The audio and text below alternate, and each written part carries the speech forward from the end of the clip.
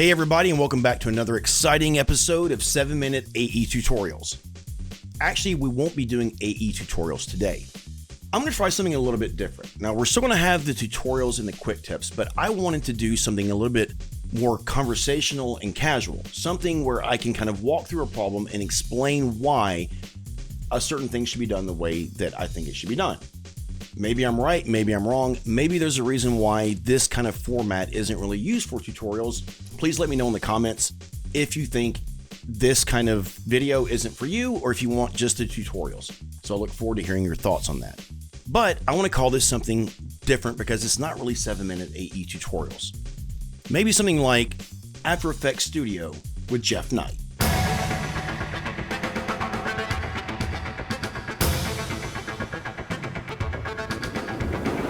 Okay, so please comment, like, share, and subscribe. And again, tell me what you think about this style of video. Again, we will still have our tutorials, still have the quick tips, but I would like to incorporate some more of these conversational explanatory videos. The thing I want to talk about today is using alpha mattes to reveal text. I think it's a huge waste of time. It's something I did for many, many years until I found a better way to do it. And over the last few years, I've noticed a lot of even more advanced motion graphic designers still use alpha mattes to reveal text. It's a huge waste of time and you should never do it again. Let me know in the comments below if this is something that you agree with. So let's take a look at exactly what that looks like. Okay, so we have some text here. Just here's some text. Now, if I wanted to animate this in, first let's put a little bit of animation here. So let's hit P to bring up our position. I'm gonna go shift page down twice to go forward 20 frames. And then we'll have our animation start here. Maybe we'll put ease in for it to come in, and we'll make it come in fast and then go slow. So just watch that. So just a basic, very, very basic text animation. Now I want to grab these keyframes, copy, paste. If you right click, keyframe assistant, time reverse keyframes. And if this is something you don't know about, I highly recommend that you start doing this because it will save you a lot of time. When you do this, it just reverses the speed and the direction of your keyframes. So see, we come in and we go out. Now, if we wanted this to be revealed in the middle, you would alpha matte something like a solid or a shape layer. If you're not familiar, check this out. We'll do it real quick. We'll go layer. I'm just going to use a solid. It doesn't matter what color it is. Bring up our scale. I'm going to unconstrain these values and just make this about like that. That's kind of where we want our text to show up. So I'll go to our track matte here and we'll just add in alpha matte and it will make our solid disappear. It hides that layer once you hit alpha matte. So watch it play back, and this is our animation. It reveals in the middle of the screen. The reason why I think this is a very ineffective way to do this, and I think you should never do it again, is because there's a much more efficient way that gives you so much more control over this. First, let me just show you this. Okay, so for this animation, we have 2 layers, right? What if you have multiple layers, and chances are in your project, you're not going to have one text layer that you need to animate in like this. Well, let's just go 1, 2, 3, 4, 5, 6. So that gives us a total of 7 layers. And I'm just going to change these colors so that way you can kind of see exactly the point I'm trying to make.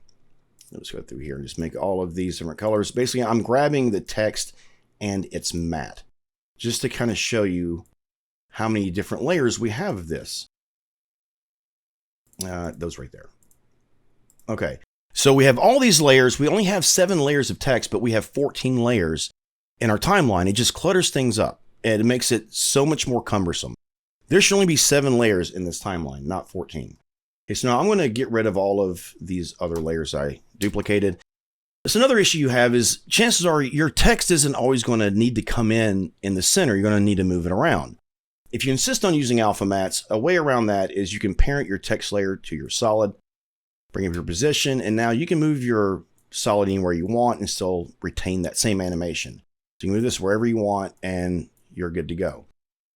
Now, the problem with this, though, is that you're extremely limited. It only animates in the line, and you've got this parenting mess.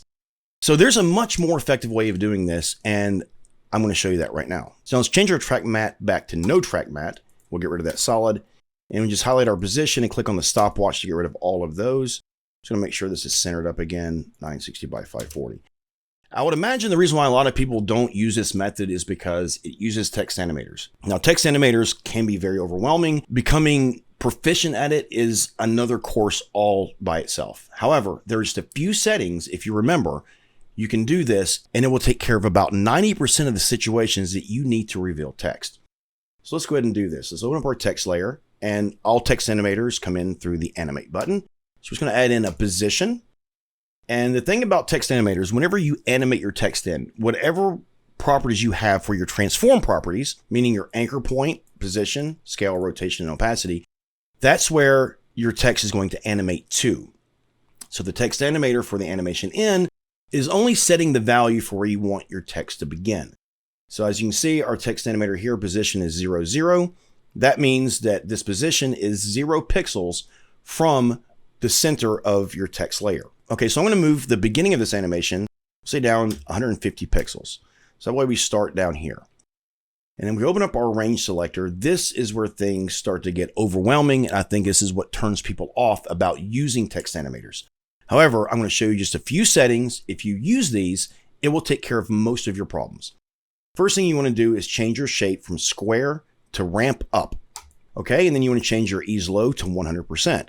That's basically like ease in. Using ramp up and ramp down makes your offset range negative 100% to 100%, as you can see by what the text is doing here. So let's go to negative 100%, put a keyframe, and then shift page down 1, 2, go up to 100%. If we watch that play back, we see that we have like a basic animation. I'm going to go ahead and just do what I did with the other animation, copy and paste these keyframes, right click, keyframe assistant, time reverse. So it's going to go up and come back down. Already we can see we have more control because we're animating it by character. Now remember, whenever we did the alpha matte, you can only animate the line by itself. You can't animate in by characters or words. Text animators you can, and not just that, but say you have this randomized order here. You can turn this on and now it will come up one character at a time. Now you may be thinking the text isn't revealing, it's just we see it the whole time. This is the only other step you need to do. Right click on the layer, mask, new mask. And After Effects will put a mask around your text. It is contingent on your characters and it will go around super tight. So you can actually stretch these out if you want to. Maybe make them come down. You can mess with the feathering of it, whatever you want to do. But for our purposes, I'm going to leave it alone and then watch it play back. And we can see that it reveals in the same way that our text revealed whenever we used an alpha matte. But with the exception of, we can do it based on, so right here, based on characters. We can do it based on words. This is still set to randomize. So see how it comes in a random order. We can take that randomization off and we can see it comes in first word at a time. And if you really like the look of the alpha matte and you want to do it one line at a time, since we only have one line, it's going to come up like that. So the main difference between using the text animator with a mask is you only have one layer. You also have a lot more control over how you do this. Notice that we didn't have to affect our keyframes. We didn't have to do an ease in because of this ease low.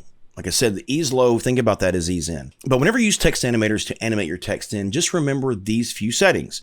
You want to change your shape to ramp up, ease low to 100%, offset from negative 100% to 100%, and then right click, mask, new mask. Now, you may be thinking, well, okay, well, what happens if I want to add in more text or different text? So we'll say here is more text on this line. Now notice that our mask doesn't automatically conform. We'll grab your selector tool, right click on the mask, mask, reset mask, and it will adjust to that text layer. So we have the same thing that we had before, and again, only one text layer. The other thing that's cool about this is we haven't even touched our transform properties of this layer. So let's hit P4 position. We can now put this anywhere. You can bring up your scale. You can make it smaller. You can make it bigger. You can do whatever you want. We can adjust this in any way we want, and we don't have to parent anything. We don't have to drag another layer around. We don't have all those confusing interactions between our text layer and an alpha matte layer.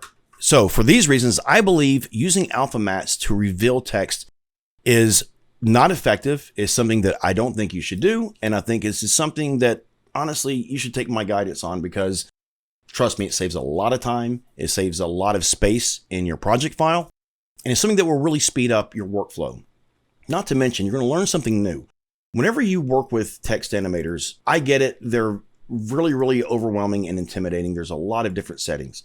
If you use these settings, you'll take care of about 90% of the time you need to reveal text, but also you're learning another way to control your text. You have a lot more control over it using this method, and then you can start to kind of play around with some of these settings. Like instead of using ramp up, maybe use ramp down. See what happens whenever you change the offset values. So that's going to be it for this very first episode of After Effects Studio with Jeff Knight.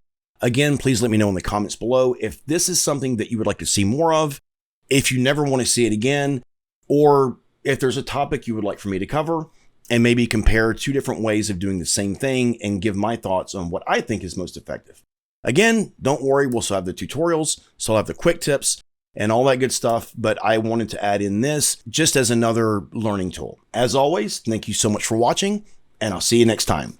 I want to thank Envato Elements for sponsoring this episode, and also thank my viewers for making this sponsorship possible. For designers, editors, and animators, Envato Elements is an amazing resource. With your membership, you can download unlimited assets for anything you could possibly want or need for your projects. Get access to high-res stock videos and photos, as well as motion graphic templates for titles, video displays, logo animations, lower thirds, infographics, promos, openers, and so much more. You also get access to backgrounds, textures, patterns, and icons, which we all know are vital resources. You get access to music for your sound beds in virtually any style or genre you can possibly imagine for designing the perfect sound for your projects. Speaking of sound design, you have access to Envato Elements' entire sound effects database, which includes any sound you could possibly need or want for anything from short film production to commercials to logo stingers. Every asset comes with commercial and non-commercial licensing at no extra cost, so both you and your clients can produce amazing projects with peace of mind. And again, with your membership, you get unlimited downloads of all of these assets from Envato Elements. Download as much as you want, as often as you want, without ever having to pay for individual projects or files. Check out Envato Elements from the link in the description below and get 70% off the first month. That means you have access to everything from Envato Elements for less than $10. It's an unbelievable deal, and I highly recommend you check it out. I hope this tutorial helped you out and that you learned something new and useful. Make sure to come back next time for another tutorial that will expand your knowledge of After Effects while also teaching you some really cool tips, tricks, and shortcuts. Please comment, like, share, and subscribe, and click the bell so you're notified every time I upload a new video. Support our channel by getting your 7-minute AE merch today at our online store. And sign up for my Udemy course, The Power of Shape Layers. It's guaranteed to make you a shape layer rockstar. The link to that course, to our 7-minute AE store, and the project files for this episode are all in the description below. As always, thank you so much for watching, and I'll see you next time.